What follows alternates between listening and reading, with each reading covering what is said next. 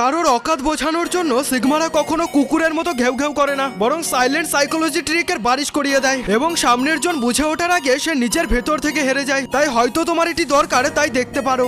Number 1, কখনো সামনের জনের অকাত বোঝানোর জন্য তার সাথে তর্ক করতে শুরু করো না, বরং তাকে এমনটা ফিল করাও যে তাকে ছাড়াও পৃথিবী অচল নয়। সে এমন কোনো মহান ব্যক্তি নয় যে তাকে ছাড়া পৃথিবী চলবে না। নাম্বার 2, কেউ যখন নিজের ক্ষমতার গুণগান করছে সেখানে তোমার ক্ষমতার গুণগান করতে যেও না, বরং সেখানে সাইলেন্ট থাকো।